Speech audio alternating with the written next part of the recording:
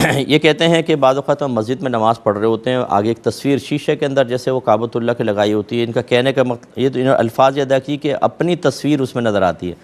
تو آپ کی تصویر نہیں، یہ عکس آپ کو نظر آتا ہے، تو نماز کا کیا حکم ہوگا؟ دیکھیں نماز ہو جائے گی، یہ کیونکہ آپ جب آپ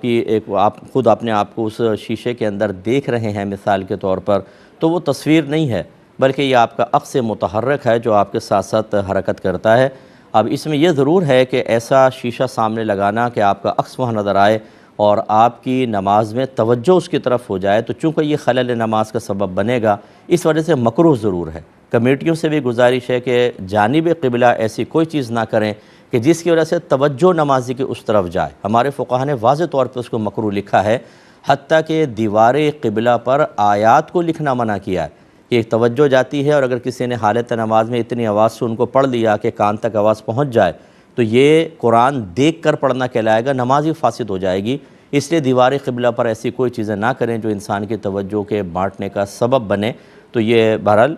اس طرح کراہت تو ہے ہلکی پھلکی، لیکن آپ کی نماز میں کوئی فرق نہیں آئے گا۔ اور یہ سوال کا بارہا میں جواب دے چکا ہوں کہ اگر زوجہ فوت ہو جائے تو کیا شوہر اس کا چہرہ دیکھ سکتا ہے کہ نہیں؟ تو آپ کو بتایا تھا کہ چہرہ دیکھ سکتا ہے، جنازے کو کندھا دے سکتا ہے اور قبر میں اتار سکتا ہے، کیونکہ عورت کے جسم اور شوہر کے ہاتھ کے درمیان کفن موجود ہوتا ہے تو وہ اس کو اتار بھی سکتا ہے۔ یہ ہمارے ہاں چونکہ شریعت سے انتہائی دوری ہے اور ہم نے گھروں کے اندر بعض اوقات یا علاقائی اعتبار سے، خاندانی اعتبار سے ایک خود ساختہ شریعت بنائی ہوتی ہے، معاذ اللہ ثم معاذ اللہ، شریعت کی طرح۔ یہ زیادہ تر گھر کے بڑے ہوتے ہیں، بھائی ہمارے ہاں ایسے ہی ہوتا ہے، اور وہ بعض اوقات تو یہ تک کہہ دیتے ہیں قرآن میں ایسا ہے اور حدیث میں ایسا ہے، حالانکہ قرآن حدیث میں کہیں موجود نہیں ہوتا،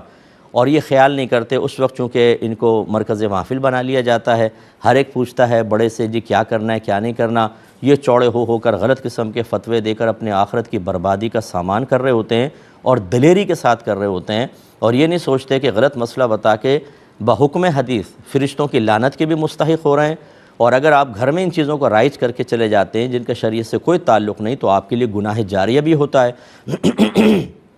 اور آپ سنت کو نہیں بلکہ بدعت کو عام کرنے والے بن جائیں گے، اور ایسے شخص کا انجام اگر اللہ ناراض ہوا بہت خطرناک ہے آخرت میں، اس لیے ہم سے ناراض بھی مت ہوا کریں۔